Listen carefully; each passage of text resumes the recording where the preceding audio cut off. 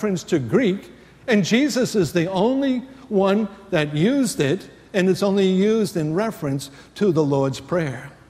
Now, I believe that everything that Jesus teaches, everything he says and does, has a purpose to it. So why is Jesus doing that? Well, I think it's very intentional. And I think when you go back into the Greek, you'll find out that what the translation is, it is this. Jesus is saying, give us this day tomorrow's bread today. Now, let's go over that. Jesus is saying, give us this day tomorrow's bread today. Now, that's interesting phraseology. He's saying, this is daily bread, but would you give us tomorrow's bread today? He's talking about abundance. When you go back into the Old Testament, and we're wrapping this sermon up, in Exodus, the 16th chapter, we won't turn to it, in verse 4 and 5, we find that there, when the Israelites were out in the desert, that God said, in the morning, in the morning, I'm going to provide manna for you. And yet the Israelites are supposed to go out and to gather this manna, which was the basis then of making bread. In the evening, he was going to provide the meat, which was the seagulls that came in. Now, the Israelites were told, okay, you don't have refrigerators, all right? So when you gather your bread, you do it on a daily basis. And so on Monday, you just gather what your family needs on Monday.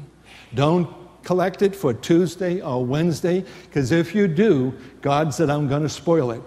There's no preservatives in the kind of food he was giving to them. On Tuesday, you take care of Tuesday. Wednesday, you take care of Wednesday. And yet when it came on this very special day, when they were to get ready for the Sabbath, which was on Saturday, on Friday, God allowed them to collect twice as much because he did not want them working on Saturday. So on Friday, they went with 2 bushels, or they went with 2 wheelbarrows. However, they collected this stuff, and they would gather all the stuff on Fridays and get double bread. Jesus is going back to the Old Testament and saying, when you pray on a daily basis, it is a legitimate need that you have. I am concerned about the physical. I am concerned that you have a dependency upon me, that you don't get arrogant and you think now, no matter how great you are and what you're doing and so forth and what title you have, that you can live by yourself. I'm the one that gives you health. I'm the one that gives you breath. I'm the one that made your DNA. I created this world. I have a plan for you. These are all the things that God has for us. But in the midst of this, that we'd have a dependency, a sense of humbleness.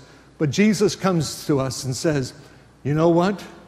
You have the right when you come to me to ask for tomorrow's bread today. I want to give you abundance. I want you to have the ability so that you can work, so that you can worship, and you can witness to me into all the world because I'm involved in your life spiritually as well as physically. And so we have a God who's not only concerned about today, but he's concerned about your tomorrows.